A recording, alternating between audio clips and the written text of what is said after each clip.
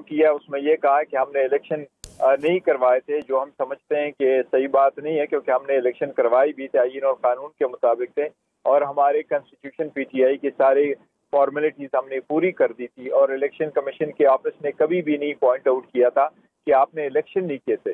बात वक्त इतनी थी कि जो अमेंडमेंट कॉन्स्टिट्यूशन में हुई थी उसकी डेट का एक फर्क था जो कि विड्रॉ हो चुका था, इसलिए मिसअंडरस्टैंडिंग कमीशन को हुई है। तो हम समझते हैं कि ये पॉइंट आउट करना कि जी हमने कभी इतने अरसा में इलेक्शन नहीं किए थे, या ये कि जी हमारा नेशनल काउंसिल 8 जून 2022 को इन एग्जिस्टेंस नहीं था और इसकी कोई खबर नहीं थी। अगर आप सिर्फ गूगल करके भी देख ले तो 8 जून 2022 को न सिर्फ पाकिस्तान के प्रिंट और इलेक्ट्रॉनिक मीडिया पर इवन इंटरनेशनली ये सारी खबर चली थी कि इलेक्शन हो गए और इलेक्शन कमीशन में चेयरमैन पाकिस्तान तहरीक इंसाफ इमरान खान साहब दोबारा इलेक्ट हो गए थे। तो इसलिए हम इसको चैलेंज करेंगे।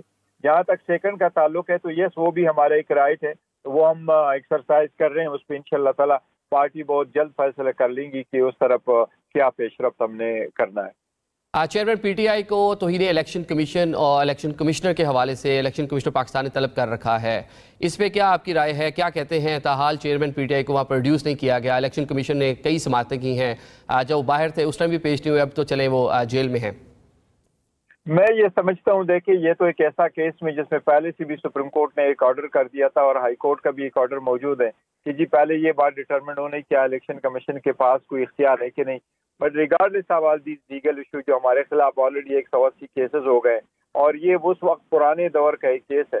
मैं समझता हूँ इस वक्त जब इतना सारे और केसेस चल रहे हैं और मुल्क ऐसे सर्कमस्टांसेस में से गुजर रहा है और इलेक्शन कमीशन की एक आईनी जिम्मेदारी है कि वो free and fair and transparent election करवाए, मैं समझता हूँ इलेक्शन कमीशन को ऑन इट्स ओन दरगुजर करना चाहिए। Let go away with this case.